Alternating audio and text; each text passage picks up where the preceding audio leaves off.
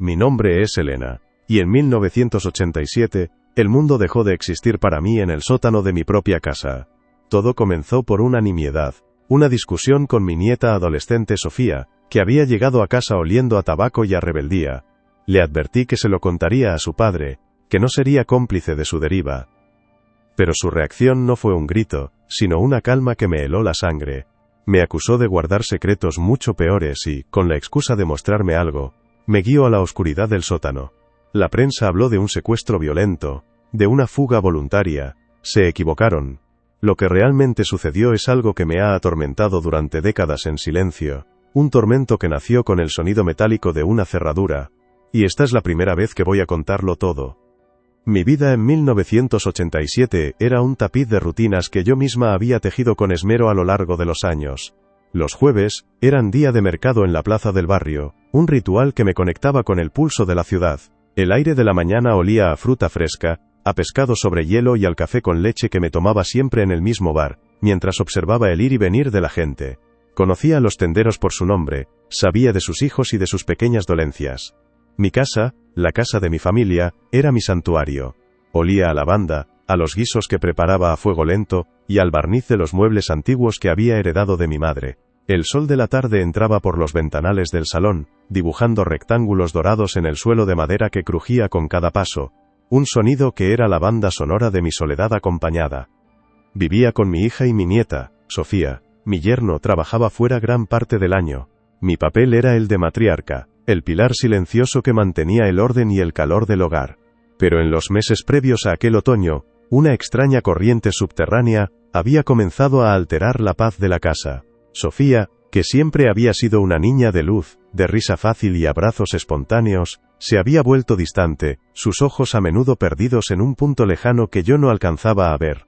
A veces, la sorprendía observándome desde el umbral de una puerta con una intensidad que me incomodaba, una mirada calculadora que no correspondía a sus 16 años. Pequeñas cosas empezaron a descolocarse, un libro que yo dejaba en mi mesilla aparecía en la cocina, el murmullo de conversaciones telefónicas que se cortaban en seco cuando yo entraba en la habitación. El ambiente se sentía cargado, como el aire pesado y eléctrico que precede a una gran tormenta. Yo lo atribuía a la adolescencia, a esa rebeldía que yo también conocí, pero había algo más. Un par de semanas antes, buscando unas mantas en un viejo baúl, encontré una caja de cartas que no eran mías, cartas de mi difunto marido dirigidas a otra persona. El contenido me revolvió el alma y me enfrentó a una verdad que alteraba todo el relato de nuestra familia. Decidí que no podía seguir guardando ese secreto.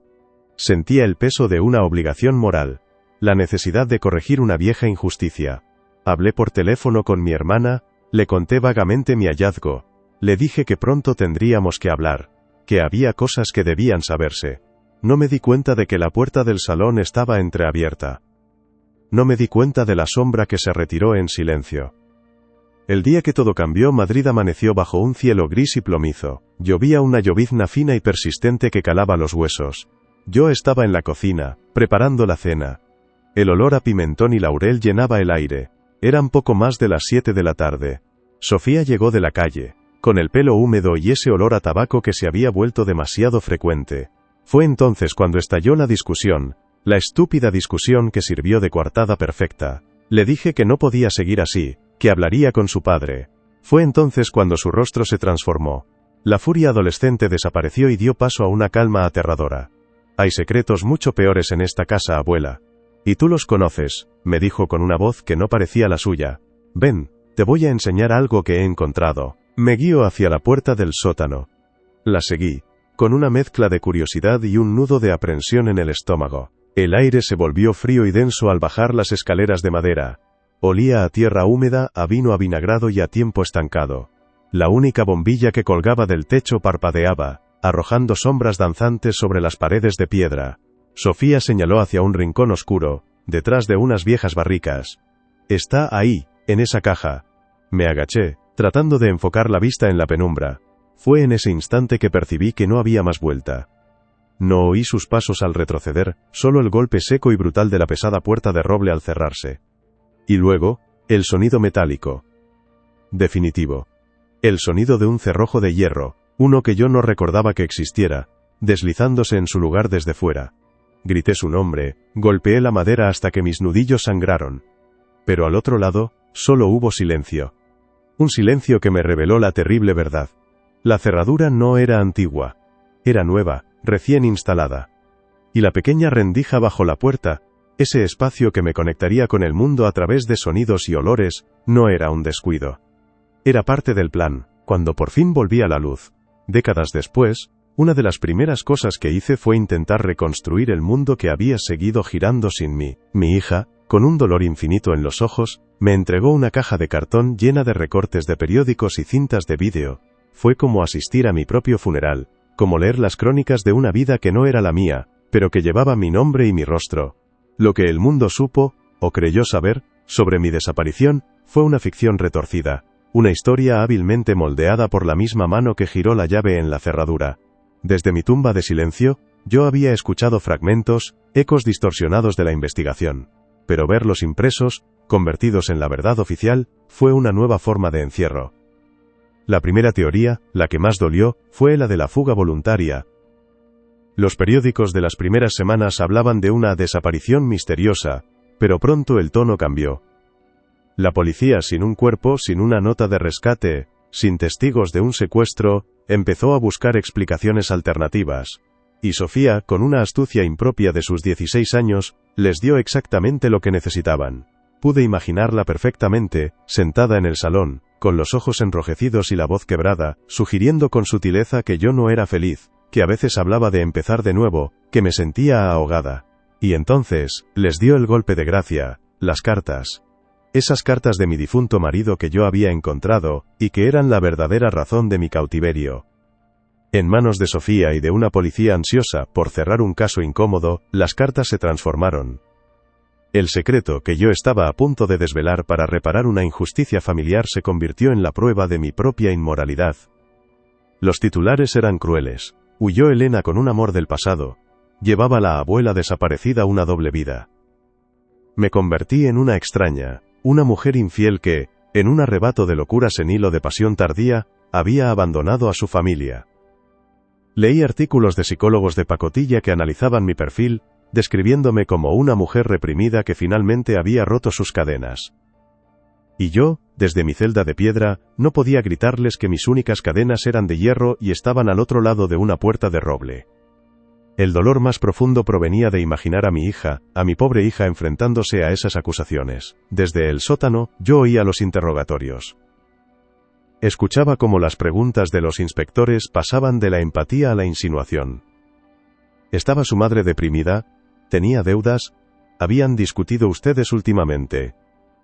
Oía la voz de mi hija defendiéndome, rota por la confusión y la pena, intentando proteger un recuerdo que la propia policía, guiada por mi nieta, se empeñaba en manchar. La sospecha incluso llegó a rozarla a ella y a mi yerno. La prensa especuló con un conflicto familiar por dinero, una herencia. Cualquier cosa era más plausible que la monstruosa verdad. Los rumores en el barrio fueron aún peores. Me convertí en una leyenda local, un cuento con moraleja. La vecina del quinto me contó años después que se decía que me había unido a una secta, que había perdido la cabeza y vagaba por las calles de otra ciudad, que me habían visto subiendo al coche de un hombre mucho más joven la tarde de mi desaparición. Cada versión era un puñal que se clavaba en la reputación que tanto me había costado construir. Mi vida ordenada, mi dedicación a mi familia, mi rutina tranquila. Todo fue borrado y sustituido por el retrato de una mujer frívola y desequilibrada. Mi desaparición dejó de ser una tragedia para convertirse en el chismorreo de la sobremesa, en un misterio de revista. Con el tiempo, la historia se fue enfriando. Mi rostro desapareció de los periódicos. El caso se archivó como el de una persona en paradero desconocido, probablemente por voluntad propia. El mundo, simplemente me olvidó. O peor, recordaba una versión de mí que nunca existió. Y mientras todo eso sucedía en el exterior, mientras mi nombre se arrastraba por el fango de la especulación, la verdad estaba a solo unos metros bajo tierra. La verdad era el sonido de mis nudillos contra la madera, el sabor del pan duro y el agua, y la certeza aterradora de que la persona que había orquestado toda esa farsa dormía plácidamente en su cama, justo encima de mi cabeza, convertida a los ojos de todos en la pobre nieta abandonada. La injusticia no era solo estar encerrada, era saber que, ahí fuera, me habían matado mucho antes de que mi cuerpo dejara de respirar. El tiempo en el sótano no se mide en días ni en noches, sino en entregas de pan y agua. Al principio, cada vez que oía los pasos de Sofía acercándose a la puerta, mi cuerpo se tensaba con una mezcla de pánico y una esperanza estúpida. Golpeaba la madera con lo que me quedaba de fuerza, gritaba su nombre, le suplicaba.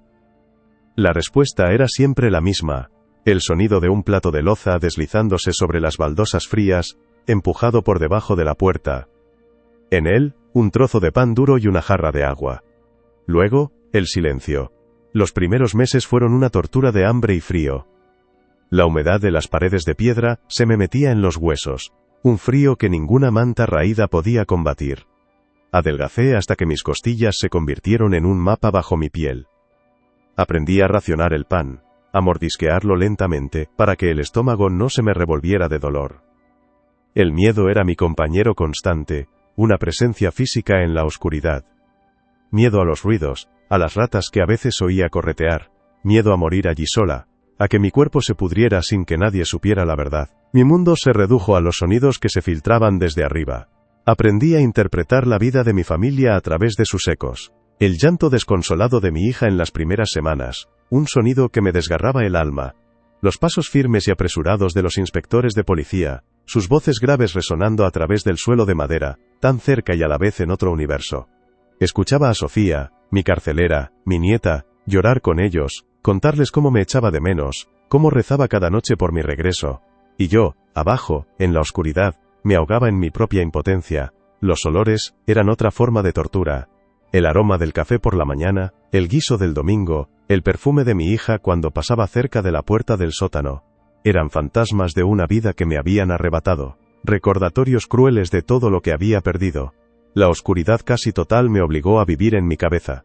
Repasaba mi vida una y otra vez, cada conversación, cada decisión, buscando una pista, una razón que explicara la monstruosidad de Sofía. No la encontraba. El punto de inflexión, el momento que lo cambió todo, llegó unos años después. No sé cuántos, el tiempo ya era una niebla informe. Empecé a oír toses desde arriba. Al principio, una tos seca y esporádica. La tos de mi hija. Con el paso de las semanas, se volvió más profunda, más persistente.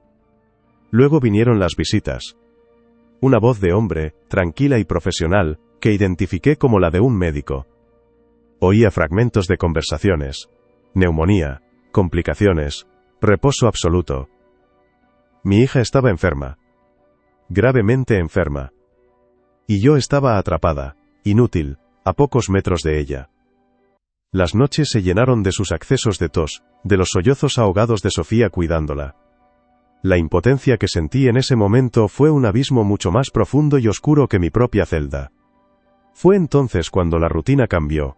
Sofía empezó a hablarme.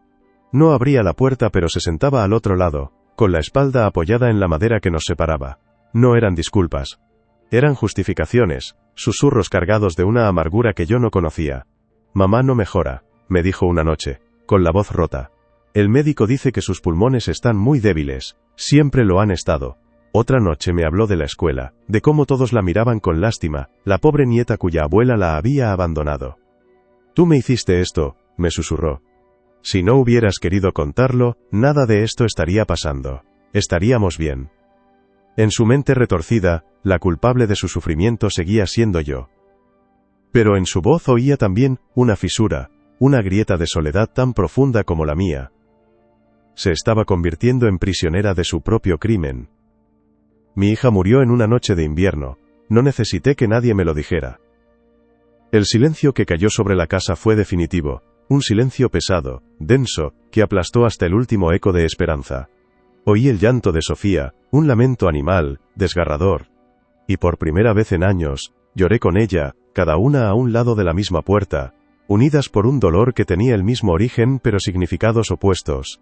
Tras el funeral, la vida de Sofía continuó, pero la mía en el sótano se volvió aún más extraña. Sus visitas se hicieron más frecuentes. A veces, me leía trozos del periódico. Me contaba el tiempo que hacía fuera. Me habló de su trabajo, de un hombre que conoció. Escuché, a través de la madera, cómo se enamoraba, cómo se casaba. Escuché la llegada de un nuevo llanto a la casa, el llanto agudo y exigente de un bebé. Mi bisnieto. Yo, La matriarca secreta y enterrada, escuchaba el latido de una nueva generación de mi familia crecer sobre mi tumba. Los años pasaron así, en una sucesión de sonidos y susurros a través de una puerta, mientras mi cuerpo envejecía en la oscuridad, esperando un final que nunca parecía llegar. Mi liberación no llegó con el sonido de una llave girando, ni con el crujido de un cerrojo arrepentido, llegó con el estruendo de un mundo que se derrumbaba. Llevaba años, quizás una década, escuchando a mi bisnieto crecer. Oía sus primeros pasos inseguros sobre mi cabeza, el eco de sus risas, el llanto por una rodilla raspada. La casa había envejecido conmigo, y Sofía, ahora una mujer en la plenitud de su vida, decidió que era hora de reformarla. Fue la ironía más cruel y más piadosa. La misma casa que fue mi cárcel se convirtió en la herramienta de mi libertad. Todo comenzó con un temblor. Un ruido sordo y persistente que no reconocí. No era el tráfico, ni el llanto del niño, ni los pasos de Sofía, era un taladro, una vibración que se metía en mis huesos y sacudía el polvo de décadas. Luego vinieron los golpes, secos y rítmicos, y las voces de hombres extraños, gritando por encima del estruendo. El pánico, un viejo conocido, se apoderó de mí. ¿Qué estaba pasando? ¿Se derrumbaba la casa? ¿Iba a morir sepultada bajo los escombros de mi propia tumba? Me acurruqué en el rincón más alejado, temblando, cubriéndome la cabeza con los brazos esqueléticos. Los golpes se hicieron más fuertes, más cercanos. Provenían de la pared del fondo, la que daba al antiguo pozo ciego del patio, y entonces, ocurrió. Un estallido de luz cegadora. Un agujero irregular se abrió en la pared, vomitando polvo y escombros hacia la oscuridad. La luz del sol, directa, hiriente, me golpeó como un puñetazo. Grité. Un sonido ronco y animal que no había salido de mi garganta en años, y me tapeé con acento agudo los ojos con las manos. La luz era un dolor físico, insoportable. Los golpes cesaron. Se hizo un silencio absoluto, más denso que cualquiera de los que había conocido.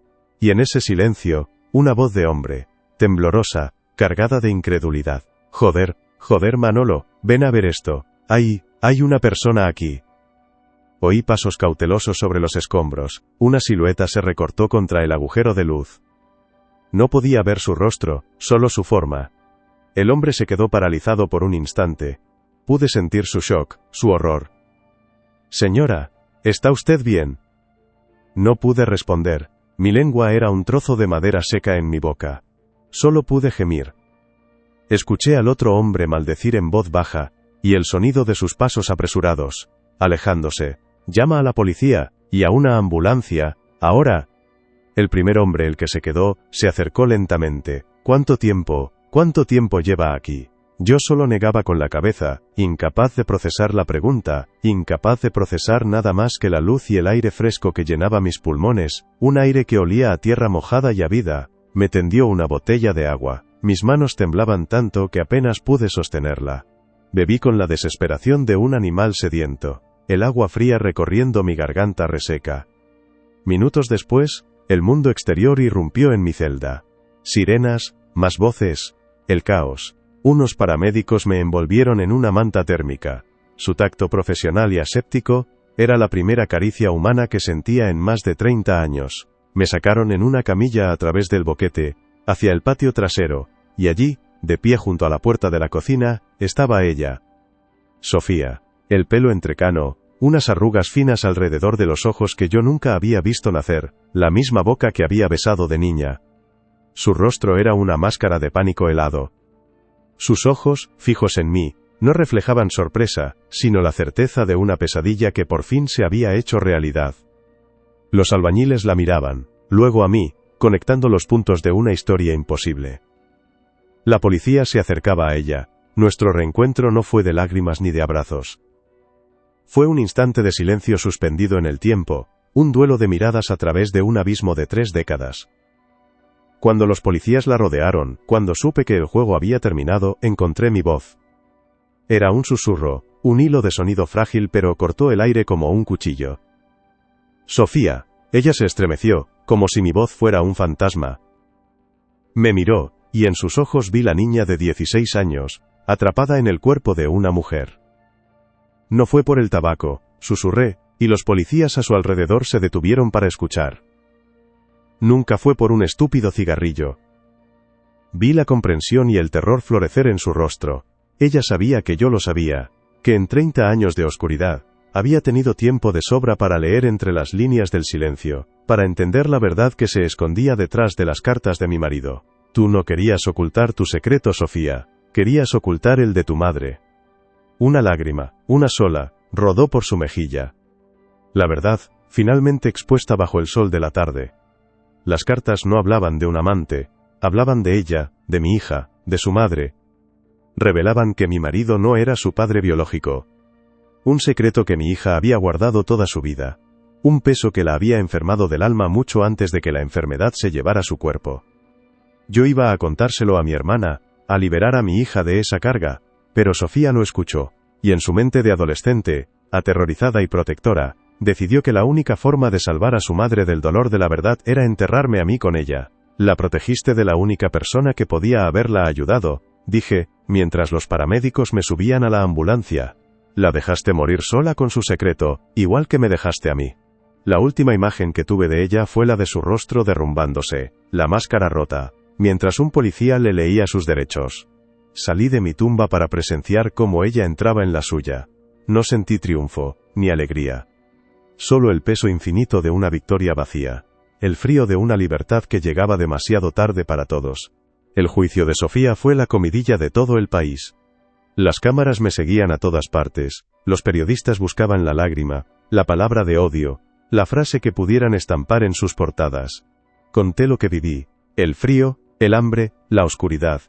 Mi testimonio, junto a la evidencia de la cerradura nueva y el boquete en la pared, fue más que suficiente. Sofía fue condenada a 25 años de prisión por secuestro y detención ilegal con el agravante de parentesco. Se hizo justicia, o eso es lo que todo el mundo dijo. Pero hay un detalle, un último fragmento de la historia que me guardé para mí. Algo que no le conté ni a la policía, ni a los psicólogos, ni a los jueces. Un secreto que murió con mi hija, y que yo decidí enterrar por segunda vez. Durante los años de cautiverio, sobre todo cuando mi hija empezó a enfermar, las visitas nocturnas de Sofía al otro lado de la puerta se volvieron extrañas. Ya no eran solo justificaciones o lamentos, eran confesiones susurradas en la oscuridad, veneno goteando a través de la madera. Una noche, después de un acceso de tos especialmente violento que se oyó en toda la casa, Sofía se derrumbó. Ella lo sabe, me susurró, con la voz ahogada por el llanto. Mamá lo sabe, sabe que estás ahí abajo. El mundo se detuvo. Mi corazón, que yo creía ya incapaz de romperse más, se hizo añicos. Sofía me contó que, en los primeros meses, su madre, mi hija, la encontró una noche llevando un plato de comida a la puerta del sótano. No hubo gritos, no hubo preguntas. Solo una mirada de terror y comprensión. Y luego, un pacto de silencio. Mi hija eligió la mentira.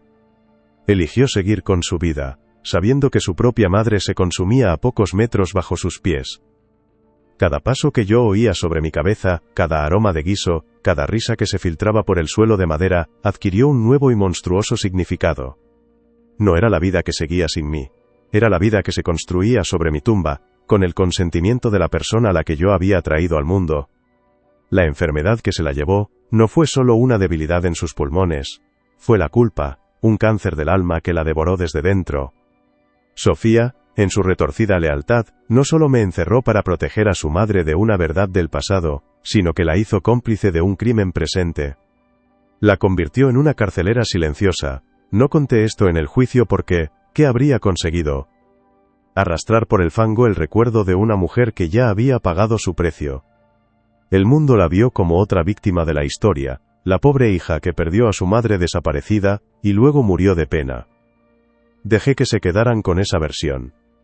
A veces, la piedad es la única forma de venganza que nos queda.